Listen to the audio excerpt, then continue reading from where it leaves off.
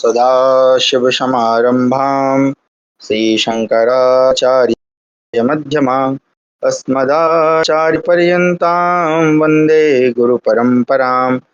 ध्येयं सदा परिभवग्नमभीष्टदोहं तीर्थास्पदं शिवविरिञ्चिनुतं शरण्यं प्रत्यार्थिहं प्रणतपालभवाब्धिपोतं वन्दे महापुरुष ते चरणारविन्दं।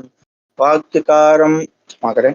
ओम सच्चिदानंदरूपाय विश्वोत्पत्त्यादिहेतवे तापत्रय विनाशाय श्रीकृष्णाय वयं नमः। आप सभी का स्वागत है आज की हमारी महाभारत अध्ययन की कक्षा में। इसके पूर्व की जो कक्षा थी उसमें हमने अध्ययन किया कि बलराम जी का आगमन होता है दुर्योधन और भीम के युद्ध के पूर्व, और जब वो आते हैं तो वो बताते हैं कि किस कारण से वो चले गए थे और कहाँ गए थे, किन किन तीर्थों का उन्होंने भ्रमण किया, उन तीर्थों का क्या महत्व है। इस विषय में राजा जन्मेजय वैशंपायन मुनि से प्रश्न पूछते हैं और वैशंपायन मुनि उन तीर्थों की कथा कि किस प्रकार उस तीर्थ का नाम पड़ा, उसका महत्व क्या है और वहां पर क्या क्या फल प्राप्ति होती है इत्यादि का वर्णन करते हैं। उसी क्रम में हम आज आगे बढ़ेंगे। चलिए मैं स्क्रीन शेयर करता हूँ, एक सेकंड रुकिएगा। इसमें हमने साप विमोचन की कथा पढ़ी थी, चंद्रमा के और मंकणक ऋषि की कथा पढ़ी थी। अब आगे हम पढ़ रहे हैं, हमारा है एकोनचत्वारिंशोऽध्याय यानी 39वां अध्याय। औशनस एवं कपाल मोचन तीर्थ की महात्म्य कथा तथा ऋषंगु आश्रम प्रथुदक तीर्थ की महिमा। वैशंपायनोवाच उषित्वा तत्र रामस्तु सम्पूज्याश्रमवासिनः तथा मंकड़के प्रीतिं शुभां चक्रे हलायुधः दत्त्वादानन्द्विजातिभ्यो रजनीं तामुपोषित पूतो मुनिसंघश्च प्रातरुत्थाय लाङ्गली अनुज्ञाप्य मुनीन् सर्वान् स्पृष्टातोऽयं च भारत प्रयौ त्वरितो रामस्तीर्थहेतुर्महाबलः। वैशंपायन जी कहते हैं, राजन, उस सप्त सारस्वत तीर्थ में रहकर हलधर बलराम जी ने आश्रमवासी ऋषियों का पूजन किया और मंकण मुनि पर अपनी उत्तम प्रीति का परिचय दिया। भरत नंदन, वहां ब्राह्मणों को दान दे उस रात्रि में निवास करने के पश्चात प्रातः काल उठकर मुनि मंडली से सम्मानित हो महाबली लांगलधारी बलराम ने पुनः तीर्थ के जल में स्नान किया और संपूर्ण मुनि ऋषि मुनियों की आज्ञा ले अन्य तीर्थों में जाने के लिए वहां से शीघ्रता पूर्वक स्नान कर दिया। तदनंतर हलधारी बलराम औशनस तीर्थ में आए, जिसका दूसरा नाम कपाल मोचन तीर्थ भी है। महाराज, पूर्व काल में भगवान श्री राम ने एक राक्षस को मारकर उसे दूर फेंक दिया था। उसका विशाल सिर महामुनि महोदर की जांघ में चिपक गया था। वे महामुनि इस तीर्थ में स्नान करने पर उस कपाल से मुक्त हुए थे। महात्मा शुक्राचार्य ने वहीं पहले तप किया था, जिससे उनके हृदय में संपूर्ण नीति विद्या स्फुरित हुई थी। वहीं रहकर उन्होंने दैत्यों तथा दानवों के युद्ध के विषय में विचार किया था।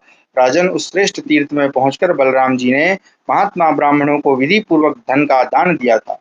जन्मेजय ने पूछा, ब्राह्मण, उस तीर्थ का नाम कपाल मोचन कैसे हुआ? जहाँ महामुनि महोदर को छुटकारा मिला था, उनकी जांग में वह सिर कैसे और किस कारण से चिपक गया था? वैशंपायन जी ने कहा, नृपश्रेष्ठ, पूर्व काल की बात है।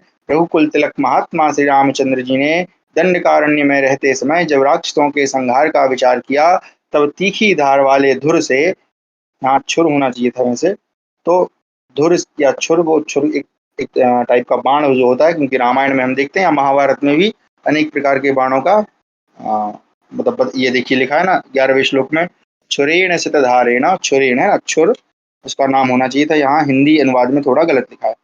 तो छुर, धार वाले छुर से जनस्थान में उस दुरात्मा राक्षस का मस्तक काट दिया। वह कटा हुआ मस्तक उस महान वन में ऊपर को उछला और देव योग से वन में विचरते हुए महोदर मुनि की जांघ में जा लगा। नरेश्वर, उस समय उनकी हड्डी छेद कर वह भीतर तक घुस गया।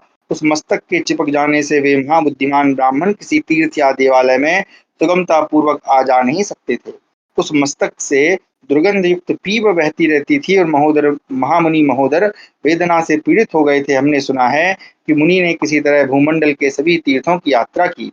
उन महातपस्वी महर्षि ने संपूर्ण सरिताओं और समुद्रों की यात्रा करके वहां रहने वाले पवित्र आत्मा मुनियों से वह सब वृत्तांत कह सुनाया। संपूर्ण तीर्थों में स्नान करके भी वे उस कपाल से छुटकारा न पा सके।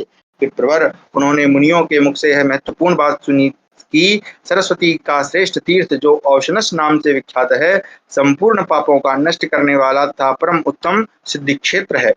तदनंतर वे महर्षि वहां औशनस तीर्थ में गए और उसके जल से आचमन एवं स्नान किया। उसी समय वह कपाल उनके चरण यानी जांघ को छोड़कर पानी के भीतर गिर पड़ा। प्रभो उस मस्तक या कपाल से मुक्त होने पर महोदर मुनि को बड़ा सुख मिला। साथ ही वह मस्तक भी जो उनकी जांघ से छूटकर गिरा था, पानी के भीतर अदृश्य हो गया। राजन, उस कपाल से मुक्त हो निष्पाप एवं पवित्र अंतःकरण वाले महोदर मुनि कृतकृत्य हो प्रसन्नता पूर्वक अपने आश्रम पर लौट आए। संकट से मुक्त हुए उन महातपस्वी मुनि ने अपने पवित्र आश्रम पर जाकर वहां रहने वाले पवित्र आत्मा ऋषियों से अपना सारा वृत्तांत कह सुनाया। मानद, तदनंतर वहां आए हुए महर्षियों ने महोदर मुनि की बात सुनकर उस तीर्थ का नाम कपाल मोचन रख दिया। इसके बाद महर्षि महोदर पुनः उस श्रेष्ठ तीर्थ में गए और वहां का प्रचुर जल पीकर उत्तम सिद्धि को प्राप्त हुए। तो ये जो कथा है, हमें जो है रामायण में तो नहीं मिलती है, ये महाभारत में ही मिल रही है। संभवतः बाद में ये आई होगी, या फिर ये मतलब हो सकता है रामायण में इसका वर्णन नहीं था, परंतु ये वहाँ हमको नहीं मिलती है। रामायण जब हम पढ़ते हैं तो इस तरह से ऋषि, हाँ ये तो मिलता है कि दंडकारण्य में उन्होंने क्या नाम था, शूर्पणखा के जो भाई थे त्रिशिरा, है ना, त्रिशिरा था और दो और थे, वो दोनों सगे भाई थे, उनको मारा। 14,000 राक्षसों का वध किया था राम जी ने, तो अकेले ही मारा था। लक्ष्मण जी और सीता जी को कह दिया था कि तुम गुफा में चले जाओ, अकेले ही लड़े थे। तो वहाँ ये वर्णन तो आता है कि युद्ध हुआ था, परंतु इस प्रकार का वर्णन नहीं आता। ठीक है, आगे हम पढ़ते हैं। विष्णु वंशावतंस, बलराम जी ने वहां ब्राह्मणों की पूजा करके उन्हें बहुत धन का दान किया। इसके बाद वे रशंगु मुनि के आश्रम पर गए। भरत नंदन, वहीं आष्टिस्तो आर्ष्टिस्तो मुनि ने घोर तपस्या की थी और वहीं महामुनि विश्वामित्र ने ब्राह्मणत्व प्राप्त किया था। प्रभो, वह महान आश्रम संपूर्ण मनोवांछित वस्तुओं से संपन्न है। वहां बहुत से मुनि और ब्राह्मण सदा निवास करते हैं। राजेंद्र, तत्पश्चात श्रीमान हलधर ब्राह्मणों से घिरकर उस स्थान पर गए जहां रसंगु ने अपना शरीर छोड़ा था। भारत, बूढ़े ब्राह्मण रसंगु सदा तपस्या में संलग्न रहते थे। एक समय उन महातपस्वी रसंगु मुनि ने शरीर का त्याग देने का विचार करके बहुत कुछ सोचकर अपने सभी पुत्रों को बुलाया और उनसे कहा, मुझे पृथुदक तीर्थ में ले चलो। उन तपस्वी पुत्रों ने तपोधन रसंगु को अत्यंत वृद्ध जानकर उन्हें सरस्वती के उस उत्तम तीर्थ में पहुंचा दिया। राजन नरव्याघ्र, वे पुत्र जब उस बुद्धिमान मुनि को ब्राह्मण समूहों से सेवित तथा सैकड़ों तीर्थों से शोभित पुण्य सलीला सरस्वती के तट पर ले आए, तब वे महातपस्वी महर्षि वहां विधि पूर्वक स्नान करके तीर्थ के गुणों को जानकर अपने पास बैठे हुए सभी पुत्रों से प्रसन्नता पूर्वक बोले, जो सरस्वती के उत्तर तट पर पृथुदक तीर्थ में जप करते हुए अपने शरीर का त्याग करता है, उसे भविष्य में पुनः मृत्यु का कष्ट नहीं भोगना पड़ता। धर्मात्मा विप्रवत्सल हलधर बलराम जी ने उस तीर्थ में स्नान करके ब्राह्मणों को बहुत धन दान किया। कुरुवंशी नरेश, तत्पश्चात बलवान एवं प्रतापी बलभद्र जी उस तीर्थ में आ गए जहाँ लोक पिता महाब्रह्मा ने सृष्टि की थी, जहाँ कठोर व्रत का पालन करने वाले मुनिश्रेष्ठ आर्ष्टिसेन ने भारी तपस्या करके ब्राह्मणत्व पाया था, जहाँ राजर्षि सिंधु द्वीप महान तपस्वी देवापी और महायशस्वी उग्र तेजस्वी एवं महातपस्वी भगवान विश्वामित्र मुनि ने भी ब्राह्मणत्व प्राप्त किया था। इस प्रकार हमारा 39वां अध्याय समाप्त हुआ। 40वां अध्याय आर्ष्टिसेन एवं विश्वामित्र की तपस्या तथा वर प्राप्ति। जन्मेजयोवाच, क्षमा करें, ये नाम थोड़ा क्लिष्ट है। कथमाष्टिशेषेणो भगवान विप्ल कथमाष्टिशेषो भगवान विपुलं तप्तवांस्तप सिन्धुद्वीपा कथं चापि ब्राह्मण्यं लब्धवांस्तदा देवापिश्च कथं ब्रह्मान् विश्वामित्रश्च सत्तमः तन्ममाचक्ष्वन् भगवन् परं कौतूहलं हि मे। वैशम्पायनोवाच, पुरा कृतयुगे राजन्नाष्टिसेनो द्विजोत्तमः वसन् गुरुकुले नित्यम् अध्ययने रतः। जन्मेजय ने पूछा, ब्रह्मन, मुनिश्रेष्ठ आष्टिसेन ने वहां किस प्रकार बड़ी भारी तपस्या की थी तथा सिंधुद्वीप देवापी और विश्वामित्र जी ने किस प्रकार ब्राह्मणत्व प्राप्त किया था, भगवान वह सब मुझे बताइए। इसे जानने के लिए मेरे मन में बड़ी भारी उत्सुकता है। वैशंपायन जी ने कहा, राजन, प्राचीन काल के सतयुग की बात है। जो श्रेष्ठ आष्टिसेन सदा गुरुकुल में निवास करते हुए निरंतर वेद शास्त्रों के अध्ययन में लगे रहते थे। प्रजानाथ, नरेश्वर गुरुकुल में सर्वदा रहते हुए भी ना तो उनकी विद्या समाप्त हुई और ना वे संपूर्ण वेद ही पढ़ सके। नरेश्वर, इससे महातपस्वी आष्टिसेन खिन्न एवं विरक्त हो उठे।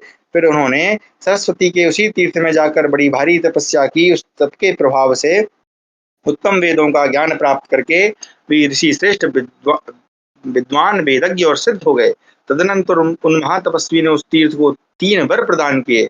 आज से जो मनुष्य महानदी सरस्वती के इस तीर्थ में स्नान करेगा उसे अश्वमेध यज्ञ का संपूर्ण फल प्राप्त होगा। आज से इस तीर्थ में किसी को सर्प से भय नहीं होगा। थोड़े समय तक ही इस तीर्थ के सेवन से मनुष्य को बहुत अधिक फल प्राप्त होगा।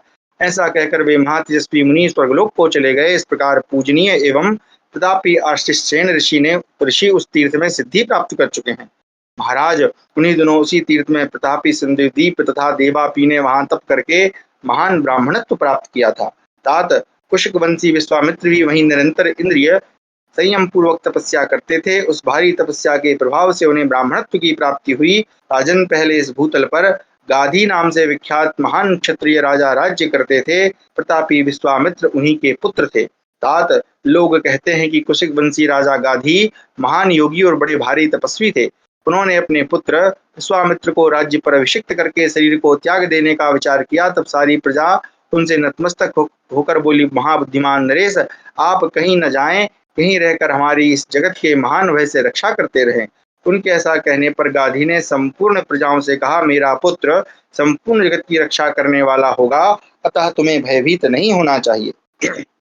राजन, क्यों कहकर राजा गाधी विश्वामित्र को राज सिंहासन पर बिठाकर स्वर्गलोक को चले गए। तत्पश्चात विश्वामित्र राजा हुए। वे प्रयत्नशील होने पर भी संपूर्ण भूमंडल की रक्षा नहीं कर पाते थे। एक दिन राजा विश्वामित्र ने सुना कि प्रजा को राक्षसों से महान भय प्राप्त हुआ है। तब वे चतुरंगिनी सेना लेकर नगर से निकल पड़े और दूर तक का रास्ता तय करके वशिष्ठ के आश्रम के पास जा पहुंचे। राजन, उनके उन सैनिकों ने वहां बहुत से अन्याय एवं अत्याचार किए। तदनंतर पूज्य ब्रह्मर्षि वशिष्ठ कहीं से अपने आश्रम पर आए। आकर उन्होंने देखा कि वह सारा विशाल वन उजाड़ होता जा रहा है। महाराज, यह देखकर मुनि और वशिष्ठ राजा विश्वामित्र पर कुपित हो उठे। फिर उन्होंने अपनी गौ नंदिनी से कहा, तुम भयंकर भील जाति के सैनिकों की सृष्टि करो। उनके इस प्रकार आज्ञा देने पर उनकी होमधेनु ने ऐसे पुरुषों को उत्पन्न किया जो देखने में बड़े भयानक थे। उन्होंने विश्वामित्र की सेना पर आक्रमण करके उनके सैनिकों को संपूर्ण दिशाओं में मार भगाया। गाधीनंदन विश्वामित्र ने जब यह सुना कि मेरी सेना भाग गई तो तप को ही अधिक प्रबल मानकर तपस्या में ही मन लगाया। ये कथा जो है हम रामायण में भी पढ़ते हैं, जहाँ पर वशिष्ठ और विश्वामित्र जी का युद्ध होता है। ठीक है राजन, उन्होंने सरस्वती के श्रेष्ठ तीर्थ में चित्त को एकाग्र करके नियमों और उपवासों द्वारा अपने शरीर को सुखाना आरंभ किया। वे कभी जल पीकर रहते, कभी वायु को ही आहार बनाते और कभी पत्ते चबा कर रहते थे तथा भूमि की वेदी बनाकर उस पर सोते और तपस्या संबंधी जो सारे अन्य नियम हैं उनका भी पृथक पृथक पालन करते थे। देवताओं ने उनके व्रत में बारंबार विघ्न डाला, परंतु उन महात्मा की बुद्धि कभी नियम से विचलित नहीं होती थी। तदनंतर महान प्रयत्न के द्वारा नाना प्रकार की तपस्या करके गाधीनंदन विश्वामित्र अपने तेज से सूर्य के समान प्रकाशित होने लगे। विश्वामित्र को ऐसी तपस्या से युक्त देख महातेजस्वी वरदायक ब्रह्मा जी ने उन्हें वर देने का विचार किया। राजन, तब उन्होंने यह वर मांगा कि मैं ब्राह्मण हो जाऊं। संपूर्ण लोगों के पिता महाब्रह्मा जी ने उन्हें तथास्तु कहकर वरदान दे दिया। उस उग्र तपस्या के द्वारा ब्राह्मणत्व पाकर सफल मनोरथ हुए महायशस्वी विश्वामित्र देवता के समान समस्त भूमंडल में विचरने लगे। राजन, बलराम जी ने उस श्रेष्ठ तीर्थ में उत्तम ब्राह्मणों की पूजा करके उन्हें दूध देने वाली गौएं, वाहन, सैया, वस्त्र, अलंकार तथा खाने पीने के सुंदर पदार्थ प्रसन्नता पूर्वक दिए। फिर वहां से वक के आश्रम के निकट गए जहाँ दल्भपुत्र वक ने तीव्र तपस्या की थी। इस प्रकार हमारा 40वां अध्याय समाप्त हुआ। 41वां अध्याय अवाकीर्ण और यायात तीर्थ की महिमा के प्रसंग में दालभ्य की कथा और ययाति के यज्ञ का वर्णन। वैशंपायनोवाच ब्रह्मयोनेरवाकीर्णं जगाम यदुनंदनः यत्र दालभ्यो वको राजन्नाश्रमस्थो महातपा जुहाव धृतराष्ट्रस्य राष्ट्रं वैचित्रवीर्यिणः तपसा घोर रूपेण कर्षयन् देहमात्मना क्रोधेन महताविष्टो धर्मात्मा वै प्रतापवान् पुरा ही नैमिषीयाणाम सत्रे 12 वार्षिके। वैशंपायन जी कहते हैं, राजन, ब्राह्मणत्व की प्राप्ति कराने वाले उस तीर्थ से प्रस्थित होकर यदुनंदन बलराम जी अवाकीर्ण तीर्थ में गए, जहाँ आश्रम में रहते हुए महातपस्वी धर्मात्मा एवं प्रतापी दलभ पुत्र वक ने महान क्रोध में भरकर घोर तपस्या द्वारा अपने शरीर को सुखाते हुए विचित्र वीर कुमार राजा धृतराष्ट्र के राष्ट्र का होम कर दिया था। पूर्व काल में नैमिषारण्य निवासी ऋषियों ने 12 वर्षों तक चालू रहने वाले एक सत्र का आरंभ किया। जब वह पूरा हो गया तब वे सब ऋषि विश्वजित नामक यज्ञ के अंत में पांचाल देश में गए। वहां जाकर उन मनस्वी मुनियों ने उस देश के राजा से दक्षिणा के लिए धन की याचना की। राजन, वहां महर्षियों ने पांचालों से 21 बलवान और निरोग बछड़े प्राप्त किए। तब उनमें से दल्भपुत्र बक ने अन्य सब ऋषियों से कहा, आप लोग इन पशुओं को बांट लें, मैं इन्हें छोड़कर किसी श्रेष्ठ राजा से दूसरे पशु मांग लूंगा। नरेश्वर उन सब ऋषियों से ऐसा कहकर वे प्रतापी उत्तम ब्राह्मण राजा धृतराष्ट्र के घर पर गए। निकट जाकर दलभ्य ने कौरव नरेश धृतराष्ट्र से पशुओं की याचना की। यह सुनकर नृपश्रेष्ठ धृतराष्ट्र कुपित हो उठे। उनके यहाँ कुछ गौएं देवेच्छा से मर गई थी। उन्हीं को लक्ष्य करके राजा ने क्रोधपूर्वक कहा, ब्रह्मबंधो, यदि पशु चाहते हो तो इन मरे हुए पशुओं को ही शीघ्र ले जाओ। उनकी वैसी बात सुनकर धर्मज्ञ ऋषि ने चिंता मग्न होकर सोचा, अहो, बड़े खेद की बात है, इस राजा ने भरी सभा में मुझसे ऐसा कठोर वचन कहा। 2 घड़ी तक इस प्रकार चिंता करके रोष में भरे हुए द्विजश्रेष्ठ दालभ्य ने राजा धृतराष्ट्र के विनाश का विचार किया। वे मुनिश्रेष्ठ उन मृत पशुओं के ही मांस को काट काट कर उनके द्वारा राजा धृतराष्ट्र के राष्ट्र की आहुति देने लगे। महाराज, सरस्वती के अवाकीर्ण तीर्थ में अग्नि प्रज्वलित करके महातपस्वी दल्भपुत्र वक उत्तम नियम का आश्रय ले उन मृत पशुओं के मांसों द्वारा ही उनके राष्ट्र का हवन करने लगे। राजन, वह भयंकर यज्ञ जब विधि पूर्वक आरंभ हुआ तब से धृतराष्ट्र का राष्ट्र क्षीण होने लगा। मतलब ये धृतराष्ट्र पहले से ही बदमाश था। प्रभो, जैसे बड़ा भारी वन कुल्हाड़ी से काटा जा रहा हो, उसी प्रकार उस राजा का राज्य क्षीण होता हुआ भारी आफत में फंस गया। वह संकटग्रस्त होकर अचेत हो गया। राजन, अपने राष्ट्र को इस प्रकार संकट मग्न हुआ देख वे नरेश मन ही मन बहुत दुखी हुए और गहरी चिंता में डूब गए। पर ब्राह्मणों के साथ अपने देश को संकट से बचाने का प्रयत्न करने लगे। अनघ, जब किसी प्रकार भी वे भूपाल अपने राष्ट्र का कल्याण साधन न कर सके और वह दिन प्रतिदिन क्षीण होता ही चला गया, तब राजा और उन ब्राह्मणों को बड़ा खेद हुआ। तब धृतराष्ट्र अपने राष्ट्र को उस विपत्ति से छुटकारा दिलाने में समर्थ न हो सके। तब उन्होंने प्राश्निकों यानी प्रश्न पूछने पर भूत, वर्तमान और भविष्य की बातें बताने वालों को बुलाकर उनसे इसका कारण पूछा। तब उन प्राश्निकों ने कहा, आपने पशुओं के लिए याचना करने वाले बक मुनि का तिरस्कार किया, इसलिए वे मृत पशुओं के मांसों द्वारा आपके इस राष्ट्र का विनाश करने की इच्छा से होम कर रहे हैं। उनके द्वारा आपके राष्ट्र की आहुति दी जा रही है, इसलिए इसका महान विनाश हो रहा है। यह सब उनकी तपस्या का प्रभाव है, जिससे आपके इस देश का इस समय महान विलय होने लगा है। भूपाल, सरस्वती के कुंज के जल के समीप वे मुनि विराजमान हैं, आप उन्हें प्रसन्न कीजिए। तब राजा ने सरस्वती के तट पर जाकर वक मुनि से इस प्रकार कहा। वे पृथ्वी पर माथा टेक कर हाथ जोड़कर बोले, भगवन, मैं आपको प्रसन्न करना चाहता हूँ। आप मुझे दीन, लोभी और मूर्खता से हतबुद्धि हुए अपराधी के अपराध को क्षमा कर दें। आप ही मेरी गति हैं, आप ही मेरे रक्षक हैं, आप मुझ पर अवश्य कृपा करें। राजा धृतराष्ट्र को इस प्रकार शोक से अचेत होकर विलाप करते देख उनके मन में दया आ गई और उन्होंने राजा के राज्य को संकट से मुक्त कर दिया। ऋषि क्रोध छोड़कर राजा पर प्रसन्न हुए और पुनः उनके राज्य को संकट से बचाने के लिए आहुति देने लगे। इस प्रकार राज्य को विपत्ति से छुड़ाकर राजा से बहुत से पशु ले प्रसन्न चित्त हुए महर्षि दालभ्य पुनः नैमिषारण्य को ही चले गए। राजन, फिर महामनस्वी धर्मात्मा धृतराष्ट्र भी स्वस्थ चित्त हो अपने समृद्धशाली नगर को ही लौट आए। महाराज, उसी तीर्थ में उदार बुद्धि बृहस्पति जी ने असुरों के विनाश और देवताओं की ही उन्नति के लिए मानसों द्वारा अभिचारिक यज्ञ का अनुष्ठान किया था।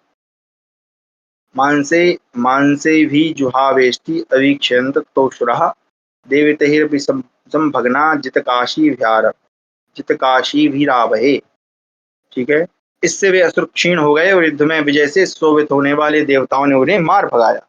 तो ये इस प्रकार के यज्ञ का भी संभवतः उस समय विधान होता होगा, जिसको अभिचारिक कहा जाता है या आभिचारिक, है ना। मतलब जो उत्तम यज्ञ तो नहीं है, पर किसी विशेष कामना से किया जाता होगा, उस हिसाब से ये दोनों यज्ञ मिल रहे हैं। पृथ्वीनाथ, महायशस्वी महाबाहु बलराम जी उस तीर्थ में भी ब्राह्मणों को विधि पूर्वक हाथी, घोड़े, खच्चरियों से जुते हुए रथ, बहुमूल्य रत्न तथा प्रचुर धन धान्य का दान करके वहां से यायात तीर्थ में गए। महाराज, वहां पूर्व काल में नहुष नंदन महात्मा ययाति ने यज्ञ किया था, जिसमें सरस्वती ने उनके लिए दूध और घी का स्रोत बहाया था। पुरुष सिंह भूपाल ययाति वहां यज्ञ करके प्रसन्नता पूर्वक ऊर्ध्वलोक में चले गए और वहां उन्हें बहुत से पुण्य लोक प्राप्त हुए। शक्तिशाली राजा ययाति जब वहां यज्ञ कर रहे थे, उस समय उनकी उत्कृष्ट उदारता को दृष्टि में रखकर और अपने प्रति उनकी सनातन भक्ति देख सरस्वती ने उस यज्ञ में आए हुए ब्राह्मणों को, जिसने अपने मन से जिन जिन भोगों को चाहा वे सभी मनोवांछित भोग प्रदान किए। राजा के यज्ञ मंडप में बुलाकर आया हुआ जो ब्राह्मण जहाँ कहीं ठहर गया, वहीं उसके लिए सरिताओं में श्रेष्ठ सरस्वती ने पृथक पृथक गृह, शैया, आसन, षडरस भोजन तथा नाना प्रकार के दान की व्यवस्था की। उन ब्राह्मणों ने यह समझकर कि राजा ने ही वह उत्तम दान दिया है, अत्यंत प्रसन्न होकर राजा ययाति को शुभाशीर्वाद दे उनकी भूरी भूरी प्रशंसा की। उस यज्ञ की समाप्ति से देवता और गंधर्व भी बड़े प्रसन्न हुए। मनुष्यों को तो वह यज्ञ वैभव देखकर महान आश्चर्य हुआ था। तदनंतर महान धर्म ही जिनकी ध्वजा है और जिनकी पताका पर ताड़ का चिन्ह शोभित है, वे महात्मा, कृतात्मा, धर्मात्मा, धृतात्मा एवं जितात्मा बलराम जी जो प्रतिदिन बड़े बड़े दान किया करते थे, वहां से वशिष्ठापवाह नामक तीर्थ में गए, जहाँ सरस्वती का वेग बड़ा भयंकर है। इस प्रकार हमारा 41वां अध्याय समाप्त हुआ। 42वां अध्याय वशिष्ठापवाह तीर्थ की उत्पत्ति के प्रसंग में विश्वामित्र का क्रोध और वशिष्ठ जी की सहनशीलता। जन्मेजयोवाच वसिष्ठस्यापवाहौषौ भीमवेगः कथं नुषः किमर्थं च सरिष्ठोष्ठा ऋषिं प्रत्यवाहयत् कथमस्याभवद्वैरं कारणं किं च तत्प्रभो संस्पृष्टो महाप्राज्ञो नहि तृप्यामि ते वचः। वैशम्पायनोवाच विश्वामित्रस्य विप्रस्य वसिष्ठस्य च भारतावृषं भृशं वैरं बभूत राजंस्तपः स्पर्धा कृतं महत्। जन्मेजय ने पूछा, प्रभो वशिष्ठापवाह तीर्थ में सरस्वती के जल का भयंकर वेग कैसे हुआ? सरिताओं में श्रेष्ठ सरस्वती ने उन महर्षि को किस लिए बहाया? उनके साथ उसका वैर कैसे हुआ? उस वैर का कारण क्या है? महामते, मैंने जो कुछ पूछा है वह बताइए। मैं आपके वचनों को सुनते सुनते तृप्त नहीं होता हूँ। पर शंपायन जी ने कहा, भारत, तपस्या में होड़ लग जाने के कारण विश्वामित्र तथा महर्षि वशिष्ठ में बड़ा भारी वैर हो गया था। सरस्वती के स्थाणु तीर्थ में पूर्व तट पर वशिष्ठ का बहुत बड़ा आश्रम था और पश्चिम तट पर बुद्धिमान विश्वामित्र मुनि का आश्रम बना हुआ था। महाराज, जहाँ भगवान स्थाणु ने बड़ी भारी तपस्या की थी, वहां मनीषी पुरुष उनके घोर तप का वर्णन करते हैं। प्रभु, जहाँ भगवान स्थाणु स्थाणु भगवान शिव को ही कहा जाता है, शिव ने सरस्वती का पूजन और यज्ञ करके तीर्थ की स्थापना की थी, वहां वह तीर्थ स्थाणु तीर्थ नाम से विख्यात हुआ। नरेश्वर, उसी तीर्थ में देवताओं ने देव शत्रुओं का विनाश करने वाले स्कंद को महान सेनापति के पद पर अभिषिक्त किया था। उसी सारस्वत तीर्थ में महामुनि विश्वामित्र ने अपनी उग्र तपस्या से वशिष्ठ मुनि को विचलित कर दिया। वह प्रसंग सुनाता हूँ, सुनो। भारत, विश्वामित्र और वशिष्ठ दोनों ही तपस्या के धनी थे। वे प्रतिदिन होड़ लगाकर अत्यंत कठोर तप किया करते थे। उनमें भी महामुनि विश्वामित्र को ही अधिक संताप होता था। वे वशिष्ठ का तेज देखकर चिंता मग्न हो गए थे। भारत नंदन, सदा धर्म में तत्पर रहने वाले विश्वामित्र मुनि के मन में यह विचार उत्पन्न हुआ कि यह सरस्वती तपोधन वशिष्ठ को अपने जल के वेग से तुरंत ही मेरे समीप ला देगी और यहाँ आ जाने पर तपस्वी मुनियों में श्रेष्ठ विप्रवर वशिष्ठ का मैं वध कर डालूंगा, इसमें संशय नहीं है। ऐसा निश्चय करके पूज्य महामुनि विश्वामित्र के नेत्र क्रोध से रक्त वर्ण के हो गए। उन्होंने सरिताओं में श्रेष्ठ सरस्वती का स्मरण किया। उस उन मुनि के चिंतन करने पर विचारशीला सरस्वती व्याकुल हो उठी। उसे ज्ञात हो गया कि ये महान शक्तिशाली महर्षि इस समय बड़े भारी क्रोध से भरे हुए हैं। इससे सरस्वती की कांति फीकी पड़ गई और वह हाथ जोड़ थर थर कांपती हुई मुनिवर विश्वामित्र की सेवा में उपस्थित हुई। जिसका पति मारा गया हो, उस विधवा नारी के समान वह अत्यंत दुखी हो गई और तब उन मुनि श्रेष्ठ से बोली, प्रभो बताइए, मैं आपकी किस आज्ञा का पालन करूं? तब कुपित हुए मुनि ने उससे कहा, वशिष्ठ को शीघ्र यहाँ बहा कर ले आओ, जिससे आज मैं उसका वध कर डालूं। यह सुनकर सरस्वती नदी व्यथित हो उठी।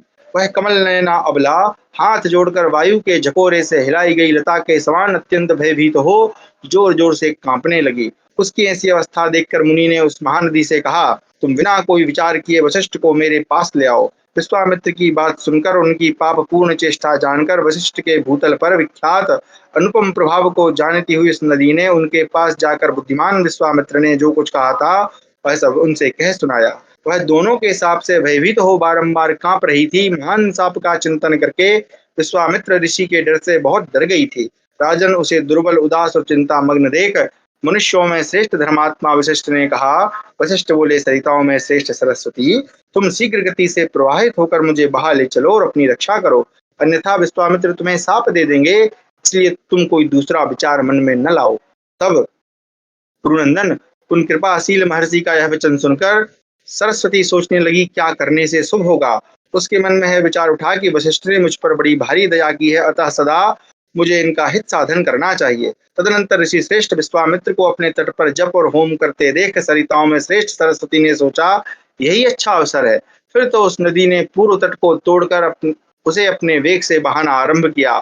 उस बहते हुए किनारे के साथ मित्रा वरुण के पुत्र वशिष्ठ जी भी बहने लगे। राजन, बहते समय वशिष्ठ जी सरस्वती जी की स्तुति करने लगे। सरस्वती, तुम पितामह ब्रह्मा जी के सरोवर से प्रकट हुई हो, इसलिए तुम्हारा नाम सरस्वती है। तुम्हारे उत्तम जल से ही यह सारा जगत व्याप्त है। देवी, तुम ही आकाश में जाकर मेघों में जल की सृष्टि करती हो, तुम ही संपूर्ण जल हो। तुमसे ही हम ऋषिगण वेदों का अध्ययन करते हैं। तुम ही पुष्टि, कीर्ति, द्युति, सिद्धि, बुद्धि, उमा, वाणी और स्वाहा हो। यह सारा जगत तुम्हारे अधीन है। तुम ही समस्त प्राणियों में 4 प्रकार के रूप धारण करके निवास करते हुए, 4 प्रकार के प्राणी जो अंडायुज, जरायुज है ना, उद्भिज, संभवतः ये वही है। अंत में हम पढ़ लेंगे इनको। राजन, महर्षि के मुख से इस प्रकार स्तुति सुनती हुई सरस्वती ने उन ब्रह्मर्षि को अपने वेग द्वारा विश्वामित्र के आश्रम पर पहुंचा दिया और विश्वामित्र से बारंबार निवेदन किया कि वशिष्ठ मुनि उपस्थित हैं। सरस्वती द्वारा लाए हुए वशिष्ठ को देखकर विश्वामित्र कुपित हो उठे और उनके जीवन का अंत कर देने के लिए कोई हथियार ढूंढने लगे। उन्हें कुपित देख सरस्वती नदी ब्रह्म हत्या के भय से आलस्य छोड़ दोनों की आज्ञा का पालन करते हुई विश्वामित्र को धोखा देकर पुनः वशिष्ठ मुनि को पुनः पूर्व दिशा की ओर बहा ले गई। मुनि श्रेष्ठ वशिष्ठ को पुनः अपने से दूर बहाया गया देख अमरशील विश्वामित्र दुख से अत्यंत कुपित हो बोले, सरिताओं में श्रेष्ठ कल्याणमयी सरस्वती, तुम मुझे धोखा देकर फिर से चली गई, इसलिए अब जल की जगह रक्त बहाओ, जो राक्षसों के समूह को अधिक प्रिय है। बुद्धिमान विश्वामित्र के इस प्रकार साप देने पर सरस्वती नदी 1 साल तक रक्त मिश्रित जल बहाती रही। तदनंतर ऋषि, देवता, गंधर्व, अप्सरा सरस्वती को उस अवस्था में देखकर अत्यंत दुखी हो गए। नरेश्वर, इस प्रकार वह जगत में वशिष्ठापवाह के नाम से विख्यात हुआ। वशिष्ठ जी को बहाने के पश्चात सरिताओं में श्रेष्ठ सरस्वती फिर अपने पूर्व मार्ग पर ही बहने लग गईं। इस प्रकार हमारा 42वां अध्याय समाप्त हुआ। अच्छा, यहाँ पर सरस्वती, जो सरस्वती है उनकी 4 प्रकार का रूप दिया गया है। मैं गलत था। परा, पश्यंती, मध्यमा और वैखरी, यह 4 प्रकार की वाणी ही सरस्वती का चतुर्विध रूप है। तो परा, पश्यंती, मध्यमा और वैखरी, ये 4 प्रकार की वाणी है। इसी महाभारत में जब हम गीता जी का अध्ययन कर रहे थे, उस समय गीता जी के अध्ययन के जो क्या बोलते हैं उसकी व्याख्या थी, वहां पर इनका वर्णन आया था कि किस प्रकार की ये वाणी होती है। परा किसको कहते हैं, पश्यंती किसको कहते हैं, मध्यमा किसको कहते हैं। आगे 43वां अध्याय। ऋषियों के प्रयत्न से सरस्वती के शाप की निवृत्ति, जल की शुद्धि तथा अरुणा संगम में स्नान करने से राक्षसों और इंद्र का संकट मोचन। वैशंपायनोवाच, ससप्ता तेन क्रुद्धेन विश्वामित्रेण धीमता तस्मिंस्तीर्थवरे शुभ्रे शोणितं समुपावहत्। तथा जग्मुस्ततो राजन् राक्षसात् तत्र भारत, तत्र ते शोणितं सर्वे पिबन्तः सुखमाशते। तप्ताश्च शुभ्रतं तेन सुखिता विगतज्वरः, नृत्यन्तश्च हसन्तश्च यथा स्वर्गजितास्तथा। वैशंपायन जी कहते हैं, राजन, कुपित हुए बुद्धिमान विश्वामित्र ने जब सरस्वती नदी को शाप दे दिया, तब वह नदी उस उज्ज्वल एवं श्रेष्ठ तीर्थ में रक्त की धारा बहाने लगी। भारत, तदनंतर वहां बहुत से राक्षस आ पहुंचे। वे सबके सब उस रक्त को पीते हुए वहां सुखपूर्वक रहने लगे। उस रक्त से अत्यंत तृप्त, सुखी और निश्चिंत हो वे राक्षस वहां नाचने और हंसने लगे, मानो उन्होंने स्वर्गलोक को जीत लिया हो। पृथ्वीनाथ, कुछ काल के पश्चात बहुत से तपोधन मुनि सरस्वती नदी के तट पर तीर्थ यात्रा के लिए पधारे। पूर्वोक्त सभी तीर्थों में गोता लगाकर वे तपस्या के लोभी विज्ञ मुनिवर पूर्ण प्रसन्न हो उसी ओर गए जिधर रक्त की धारा बहाने वाला पूर्वोक्त तीर्थ था। नृपश्रेष्ठ, वहां आकर उन महाभाग मुनियों ने देखा कि उस तीर्थ की दारुण दशा हो गई है। वहां सरस्वती का जल रक्त से ओतप्रोत है और बहुत से राक्षस उसका पान कर रहे हैं। उन राक्षसों को देखकर कठोर व्रत का पालन करने वाले मुनियों ने सरस्वती के उस तीर्थ की रक्षा के लिए महान प्रयत्न किया। उन सभी महान व्रतधारी महाभाग ऋषियों ने मिलकर सरिताओं में श्रेष्ठ सरस्वती को बुलाकर पूछा, कल्याणी, तुम्हारा यह कुंड इस प्रकार रक्त से मिश्रित क्यों हो गया? इसका क्या कारण है, बताओ। उसे सुनकर हम लोग कोई उपाय सोचेंगे। तब कांपती हुई सरस्वती ने सारा वृतांत यथार्थ रूप से कह सुनाया। उसे दुखी देख वे तपोधन महर्षि उससे बोले, निष्पाप सरस्वती, हमने साप और उसका कारण सुन लिया।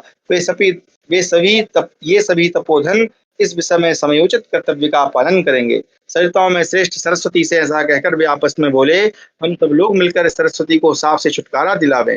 राजन, उन सभी ब्राह्मणों ने तप, नियम, उपवास, नाना प्रकार के संयम तथा कष्ट साध्य व्रतों के द्वारा पशुपति विश्वनाथ महादेव जी की आराधना करके सरिताओं में श्रेष्ठ उस सरस्वती देवी को साप से छुटकारा दिलाया। उनके प्रभाव से सरस्वती प्रकृतिस्थ हुई, यानी पुनः अपने मूल रूप में आई। उनका जल पूर्वत स्वच्छ हो गया। साप मुक्त हुई सरिताओं में श्रेष्ठ सरस्वती पहले की भांति शोभा पाने लगी। उन मुनियों के द्वारा सरस्वती का जल वैसा शुद्ध कर दिया गया। यह देख कर वे भूखे हुए राक्षस उन्हीं महर्षियों की शरण में गए। राजन, तदनंतर वे भूख से पीड़ित हुए राक्षस उन सभी कृपालु मुनियों से बारंबार हाथ जोड़कर कहने लगे, महात्माओं, हम भूखे हैं, सनातन धर्म से भ्रष्ट हो गए हैं। हम लोग जो पापाचार करते हैं यह हमारा स्वेच्छाचार नहीं है। आप जैसे महात्माओं की हम लोगों पर कभी कृपा नहीं हुई और हम सदा दुष्कर्म ही करते चले आए। इससे हमारे पाप की निरंतर वृद्धि होती रहती है। हम ब्रह्म राक्षस हो गए हैं। स्त्रियां अपने योनि दोष जनित पाप यानी व्यभिचार से राक्षसी हो जाती हैं। इसी प्रकार क्षत्रिय, वैश्य और शूद्रों में से जो लोग ब्राह्मणों से द्वेष करते हैं वे भी इस जगत में राक्षस होते हैं। जो प्राणधारी मानव आचार्य, ऋत्विज, गुरु और वृद्ध पुरुषों का अपमान करते हैं वे भी यहाँ राक्षस होते हैं। अतः विप्रवरों, आप हमारा यहाँ उद्धार करें, क्योंकि आप लोग संपूर्ण लोगों का उद्धार करने में समर्थ हैं। उन राक्षसों का वचन सुनकर एकाग्रचित्त महर्षियों ने उनकी मुक्ति के लिए महानदी सरस्वती का स्तवन किया और इस प्रकार कहा, जिस अन्न पर थूक पड़ गई हो, जिसमें कीड़े पड़ गए हों, जो जूठा हो, जिसमें बाल गिरा हो, जो तिरस्कार पूर्वक प्राप्त हुआ हो, जो अश्रुपात से दूषित हो गया हो तथा जिसे कुत्तों ने छू दिया हो, वह सारा अन्न इस जगत में राक्षसों का भाग है। अतः विद्वान पुरुष सदा समझ बूझकर इन सब प्रकार के अन्नों का प्रयत्न पूर्वक परित्याग करे। जो ऐसे अन्न को खाता है वह मानो राक्षसों का अन्न खाता है। तदनंतर उन तपोधन महर्षियों ने उस तीर्थ की शुद्धि करके उन राक्षसों की मुक्ति के लिए सरस्वती नदी से अनुरोध किया। नरश्रेष्ठ, महर्षियों का यह मत जानकर सरिताओं में श्रेष्ठ सरस्वती अपनी ही स्वरूप भूता अरुणा को ले आई। महाराज, उस अरुणा में स्नान करके वे राक्षस अपना शरीर छोड़कर स्वर्गलोक में चले गए, क्योंकि वह ब्रह्म हत्या का निवारण करने वाली है। राजन, कहते हैं इस बात को जानकर देवराज इंद्र उसी श्रेष्ठ तीर्थ में स्नान करके ब्रह्म हत्या के पाप से मुक्त हुए थे। ये राजन इंद्र ने मारा था। एक क्या नाम था उसका, यहीं पे महाभारत में आती है कथा, आदि पर्व में संभवता, कि वो छिप जाते हैं कमल के फूल के अंदर, है ना, उनको ढूंढ के लाया जाता है। ये इसी में आती है महाभारत में। कहते हैं, अच्छा, जन्मेजय ने पूछा, ब्रह्मन, भगवान इंद्र को ब्रह्म हत्या का पाप कैसे लगा और तथा वे किस प्रकार इस तीर्थ में स्नान करके पाप मुक्त हुए? अच्छा, यहाँ आई कथा तो अच्छी बात है। वैशंपायन जी ने कहा, जनेश्वर, पूर्व काल में इंद्र ने नमुची के साथ अपनी की हुई प्रतिज्ञा को जिस प्रकार तोड़ डाला था, वह सारी कथा जैसे घटित हुई तुम यथार्थ रूप से सुनो। पहले की बात है, नमुची इंद्र के भय से डरकर सूर्य की किरणों में समा गया था। तब इंद्र ने उसके साथ मित्रता कर ली और यह प्रतिज्ञा की कि असुर श्रेष्ठ, मैं ना तो तुम्हें गीले हथियार से मारूंगा, न सूखे से, न दिन में मारूंगा, न रात में। सखे, मैं सत्य की सौगंध खाकर तुमसे यह बात कहता हूँ।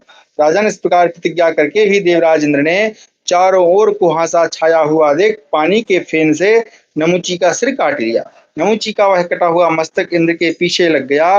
वह उनके पास जाकर बारंबार कहने लगा, ओ मित्रघाती पापात्मा इंद्र, तू कहाँ जाता है? इस प्रकार उस मस्तक के द्वारा बारंबार पूर्वोक्त बात पूछी जाने पर अत्यंत संतप्त हुए इंद्र ने ब्रह्मा जी से यह सारा समाचार निवेदन किया। तब लोक गुरु ब्रह्मा ने उनसे कहा, देवेंद्र, अरुणा तीर्थ पाप भय को दूर करने वाला है। तुम वहां विधि पूर्वक यज्ञ करके अरुणा के जल में स्नान करो। शक्र, महर्षियों ने इस अरुणा के जल को परम पवित्र बना दिया है। इस तीर्थ में पहले ही गुप्त रूप से उसका आगमन हो चुका था। फिर सरस्वती ने निकट आकर अरुणा देवी को अपने जल से आप्लावित कर दिया, यानी सरस्वती और अरुणा नदी का संभवतः वहां संगम हुआ है। देवेंद्र, सरस्वती और अरुणा का यह संगम देखिए आ भी गया, महान पुण्यदायक तीर्थ है। तुम यहाँ यज्ञ करो और अनेक प्रकार के दान दो, फिर उसमें स्नान करके तुम भयानक पातक से मुक्त हो जाओगे। जन्मेजय, उनके ऐसा कहने पर इंद्र ने सरस्वती के कुंज में विधि पूर्वक यज्ञ करके अरुणा में स्नान किया। पर ब्रह्म हत्या जनित पाप से मुक्त हो देवराज इंद्र हर्षोत्फुल्ल हृदय से स्वर्गलोक में चले गए। भारत, इंद्रश्रेष्ठ, नमुची का वह मस्तक भी उसी तीर्थ में गोता लगाकर मनोवांछित फल देने वाले अक्षय लोकों में चला गया। वैशंपायन जी कहते हैं, राजन, पारमार्थिक कार्य करने वाले महात्मा बलराम जी उस तीर्थ में भी स्नान करके नाना प्रकार की वस्तुओं का दान करके धर्म का फल पाकर सोम के महान एवं उत्तम तीर्थ में गए, जहाँ पूर्व काल में साक्षात राजाधिराज सोम ने विधि पूर्वक राजसूय यज्ञ का अनुष्ठान किया था। उस श्रेष्ठ यज्ञ में बुद्धिमान विप्रवर महात्मा अत्रि ने होता का कार्य किया था। उस यज्ञ के अंत में देवताओं के साथ दानवों, दैत्यों तथा राक्षसों का महान एवं भयंकर तारकामय संग्राम हुआ था, जिसमें स्कंद ने तारकासुर का वध किया था। उसी में दैत्य विनाशक महासेन कार्तिकेय ने देवताओं का सेनापतित्व ग्रहण किया था। जहाँ वह पाकड़ का श्रेष्ठ वृक्ष है, वहाँ साक्षात कुमार कार्तिकेय इस तीर्थ में सदा निवास करते हैं। इस प्रकार हमारा 43वां अध्याय समाप्त हुआ। 44वां अध्याय कुमार कार्तिकेय का प्राकट्य और उनके अभिषेक की तैयारी। ये वाला भी जो कथा है विस्तृत रूप से महाभारत में पहले आ चुकी है। जन्मेजयोवाच जन्मेजय सरस्वत्या प्रभावो य मुक्तस्ते द्विसत्तमा कुमारस्याभिषेकं तु ब्रह्मन् व्याख्यातुमर्हसि यस्मिन् देशे च काले च यथा च वदताम्बर यश्चाभिषिक्तो भगवान् विधिना येन च प्रभुः स्कंदो यथा च दैत्यानाम् अकरोत् कदनं महत् तामे सर्वमाचक्षुं परम कौतूहलम ही संभवतः नहीं आई है, एक बार देखना पड़ेगी।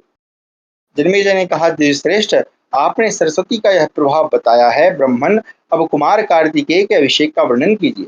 वक्ताओं में श्रेष्ठ किस देश और काल में किन लोगों ने किस विधि से किस प्रकार शक्तिशाली भगवान स्कंद का अभिषेक किया, स्कंद ने जिस प्रकार दैत्यों का महान संहार किया हो वह सब मुझे उसी तरह मुझे बताइए, क्योंकि मेरे मन में इसे सुनने के लिए बड़ा कौतूहल हो रहा है। वैशंपायन जी ने कहा, जन्मेजय तुम्हारा यह कौतूहल कुरुवंश के योग्य ही है। तुम्हारा वचन मेरे मन में बड़ा भारी हर्ष उत्पन्न कर रहा है। नरेश्वर तुम ध्यान देकर सुन रहे हो, इसलिए मैं तुमसे प्रसन्नता पूर्वक महात्मा कुमार कार्तिकेय के अभिषेक और प्रभाव का वर्णन करता हूँ। पूर्व काल की बात है, भगवान शिव का तेजोमय वीर्य अग्नि में गिर पड़ा। भगवान अग्नि सर्वभक्षी हैं, तो भी उस अक्षय वीर्य को वे भस्म न कर सके। उस वीर्य के कारण अग्निदेव दीप्तिमान तेजस्वी तथा शक्ति संपन्न होकर भी कष्ट का अनुभव करने लगे। वे उस समय उस तेजोमय गर्भ का धारण जब न कर सके, तब ब्रह्मा जी की आज्ञा से उन भगवान अग्निदेव ने सूर्य के समान तेजस्वी उस दिव्य गर्भ को गंगा जी में डाल दिया। तदनंतर गंगा ने भी उस गर्भ को धारण करने में असमर्थ होकर उसे देव पूजित सुरम्य हिमालय पर्वत के शिखर पर सरकंडों में छोड़ दिया। अग्नि का वह पुत्र अपने तेज से संपूर्ण लोकों को व्याप्त करके वहां बढ़ने लगा। सरकंडों के समूह में अग्नि के समान प्रकाशित होने वाले उस सर्व समर्थ महात्मा अग्नि पुत्र को, जो नवजात शिशु के रूप में उपस्थित था, 6 कृत्तिकाओं ने देखा। उन्हें देखते ही पुत्र की अभिलाषा रखने वाली वे सभी कृत्तिकाएं पुकार पुकार कर कहने लगी, ये मेरा पुत्र है, यह मेरा पुत्र है। उन माताओं के उस वात्सल्य भाव को जानकर प्रभावशाली स्कंद भगवान स्कंद 6 मुख प्रकट करके उनके स्तनों से झरते हुए दूध का पान करने लगे। वे दिव्य रूप धारिणी 6 कृत्तिका देवियां उस बालक का वह प्रभाव देखकर अत्यंत आश्चर्य से चकित हो उठी। कुरुश्रेष्ठ गंगा जी ने पर्वत के जिस शिखर पर स्कंद को छोड़ा था, वह सारा का सारा स्वर्णमय हो गया। उस बढ़ते हुए शिशु ने वहां की भूमि को रंजित अर्थात प्रकाशित कर दिया था, इसलिए वहां के सभी पर्वत सोने की खान बन गए। वह महान शक्तिशाली कुमार कार्तिकेय के नाम से विख्यात हुआ। वह महान योग बल से संपन्न बालक पहले गंगा जी का पुत्र था। राजेंद्र, सम तपस्या और पराक्रम से युक्त वह कुमार अत्यंत वेग से बढ़ने लगा। वह देखने में चंद्रमा के समान प्रिय लगता था। अच्छा, ये कुमार कार्तिकेय की जन्म की जो कथा है, अन्य पुराणों में या मुझे लगता है शिव पुराण में ही दूसरे प्रकार से है कि वहां पर जब राक्षस लोग आक्रमण करते हैं देवताओं पर, तो जब देवता पराजित होते हैं तो वो भगवान शिव को पुत्र उत्पत्ति कराना चाहते हैं, लेकिन भगवान शिव चूंकि तपस्या में है, वो समाधि में, तो वो नहीं जागते हैं। तो फिर वो देवी पार्वती जी से प्रार्थना करते हैं, जो उमा की हिमालय की पुत्री हैं, जिनको उमा भी कहा गया है। उसके बाद फिर जो है देवी पार्वती जी तपस्या करती हैं, भगवान से प्रसन्न होते हैं और उनके वीर्य को धारण करके कुमार कार्तिकेय को जन्म देती हैं। ये राक्षस तारकासुर था, जिसने ये भगवान ब्रह्मा जी से वरदान ले लिया था कि मेरा वध केवल शिव के पुत्र के द्वारा ही संभव है, तो इसलिए वो शिव के पुत्र के रूप में आते हैं। आगे यहाँ पर थोड़ा अलग वर्णन है। तदनंतर दिव्यवाद और नृत्य की कला जानने वाली सहस्त्रों सुंदरी देवकन्याएं उस कुमार की स्तुति करते हुए उसके समीप नृत्य करने लगीं। सरिताओं में श्रेष्ठ गंगा भी उस दिव्य बालक के पास आ बैठी। पृथ्वी देवी ने उत्तम रूप धारण करके उसे अपने अंक में यानी गोद में धारण किया। बृहस्पति जी ने वहां उस बालक के जात कर्म आदि संस्कार किए और 4 स्वरूपों में अभिव्यक्त होने वाला वेद हाथ जोड़कर उसकी सेवा में उपस्थित हुआ। चारों चरणों से युक्त धनुर्वेद संग्रह सहित शस्त्र समूह तथा केवल साक्षात वाणी ये सभी कुमार की सेवा में उपस्थित हुए। कुमार ने देखा कि सैकड़ों भूत संगों से घिरे हुए महापराक्रमी देवादिदेव उमापति गिरिराज नंदिनी उमा के साथ पास ही बैठे हुए हैं। उनके साथ आए हुए भूत संघों के शरीर देखने में बड़े ही अद्भुत विकृत और विकराल थे। उनके आभूषण और ध्वज भी बड़े विकट थे। उनमें से किसी के मुख बाघ और सिंह के समान थे तो किन्हीं के रीछ बिल्ली और मगर के समान। कितनों के मुख वन बिलावों के तुल्य थे, कितने ही हाथी ऊंट और उल्लू के समान मुख वाले थे। बहुत से गीधों और गीधड़ों के समान दिखाई देते थे। किन्हीं किन्हीं के मुख क्रौंच पक्षी कबूतर और रंकू मृग के समान जान पड़ते थे। बहुतेरे भूत जहां तहां हिंसक जंतु शाही गोह बकरी भेड़ तथा गायों के समान शरीर धारण करते थे। कितने ही मेघों पर्वतों के समान जान पड़ते थे। उन्होंने अपने हाथों में चक्र और गदा आदि आयुध ले रखे थे। कोई अंजन पुंज के नाम के अंजन पुंज के समान, अंजन बोलते हैं काजल को, पुंज बोलते हैं उसके समूह को, तो काजल के समूह के समान काले और कोई श्वेत गिरी के समान गौर कांति से शोभित होते थे। जहाँ वहाँ 7 माताओं के नाम है, वो आगे मिलेंगे। आ गई थी साध्य विश्व मरुद्गण वसुगण पितर रुद्र आदित्य सिद्ध भुजंग दानव पक्षी पुत्र सहित स्वयंभू भगवान ब्रह्मा श्री विष्णु तथा इंद्र अपने नियमों से च्युत न होने वाले उस श्रेष्ठ कुमार को देखने के लिए पधारे थे। देवताओं और गंधर्वों में श्रेष्ठ नारद आदि देवर्षि बृहस्पति आदि सिद्ध संपूर्ण जगत से श्रेष्ठ तथा देवताओं के भी देवता पितृगण संपूर्ण यामगण और धामगण भी वहां आए थे। बालक होने पर भी बलशाली एवं महान योग बल से संपन्न कुमार त्रिशूल और पिनाक धारण करने वाले देवेश्वर भगवान शिव की ओर चले।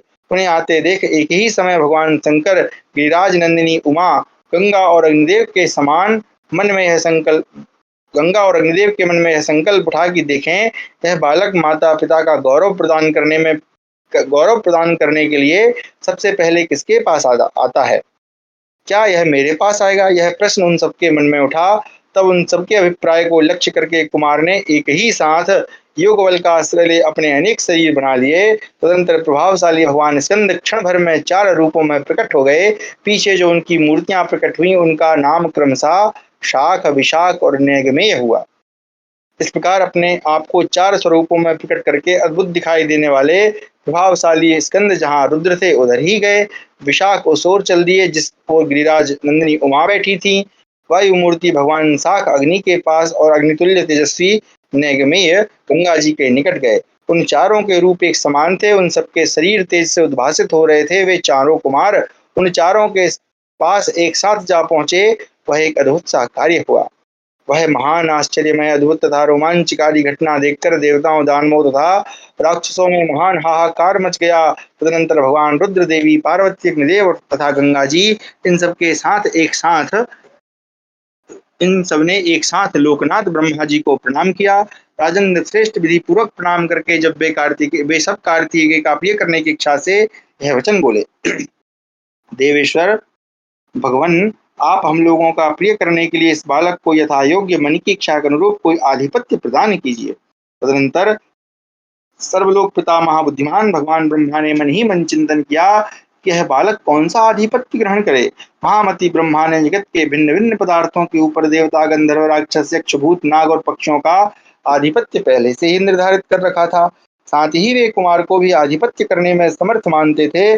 तदनंतर देवगणों के मंगल संपादन में तत्पर हुए ब्रह्मा ने 2 घड़ी तक चिंतन करने के पश्चात सब प्राणियों में श्रेष्ठ कार्तिकेय को संपूर्ण देवताओं का सेनापति पद प्रदान किया। जो संपूर्ण देव समूहों के राजा रूप में विख्यात थे उन सबको सर्वभूत पितामह ब्रह्मा ने कुमार के अधीन रहने का आदेश दिया। तब ब्रह्मा आदि देवता अभिषेक के लिए कुमार को लेकर एक साथ गिरिराज हिमालय पर वहां से निकली हुई सरिताओं में श्रेष्ठ पुण्य सलीला सरस्वती देवी के तट पर गए जो समंत पंचक तीर्थ में प्रवाहित होकर तीनों लोकों में विख्यात है। वहां वे सभी देवता और गंधर्व पूर्ण मनोरथ हो सरस्वती के सर्वगुण संपन्न पावन तट पर विराजमान हुए। इस प्रकार हमारा 44वां अध्याय समाप्त हुआ। कक्षा को यहीं विराम देते हैं। कल फिर हम पढ़ेंगे इस स्कंद का अभिषेक और उनके महापार्षदों के नाम रूप आदि का वर्णन। तो जो 7 मातृकाएं हैं वो हैं, यहाँ 7 लिखा है, वैसे 6 होना चाहिए। ब्राह्मी, माहेश्वरी, वैष्णवी, कौमारी, इंद्राणी, वाराही तथा चामुंडा। ये 7 मातृकाएं हैं। यहाँ सप्त मातृका लिखा है, वैसे वहां पे ऊपर हमने देखा 6, तो संभवतः एक नहीं आई होंगी, जो भी हो। तो ब्राह्मी जो है वो ब्रह्मा की शक्ति है, माहेश्वरी महेश की, वैष्णवी भगवान विष्णु की, कौमारी जो है वो कुमार यानी कार्तिकेय की, इंद्राणी यानी इंद्र की शक्ति है, वाराही बराह की, और चामुंडा वो तो स्वयं माता है। तो मुझे लगता है चामुंडा माता ये अलग हैं, बाकी ये 6 जो है वो षड मातृकाएं हैं। तो अब आपका जो भी प्रश्न या विचार है तो सादर आमंत्रित है, देख लेते हैं। चलिए, वशिष्ठ एवं किंग विश्वामित्र बालकांड सग। हाँ जी, देखिए हमारे जो प्रमाण मास्टर हैं उन्होंने तुरंत आपको प्रमाण दे दिया। गौड़ी नमस्कार, नमो नमः। प्रापश्चिन्ति मध्यमा वैखरी च इति शब्द प्रकटीकरणस्य चतुर्णाम प्रगतिशील पदानाम व वाक, है ना। तो 4 प्रकार की प्रगतिशील पद हैं या वाक हैं। एते चरणाः शुद्ध चेतनायाम सूक्ष्मतमस्य अव्यक्तमस्य अवस्थातः भौतिक जगति स्थूल शब्द पर्यंतम वाक्यत्रायाः वर्णनम कुर्वन्ति। तो यानी कि जो शुद्ध चेतना से लेकर सूक्ष्मतम जो रूप है, जो अव्यक्त है, वहां से लेकर भौतिक जगत का जो स्थूल रूप है, जो श्रव्य रूप है, वहां तक का वर्णन ना वाक त्रय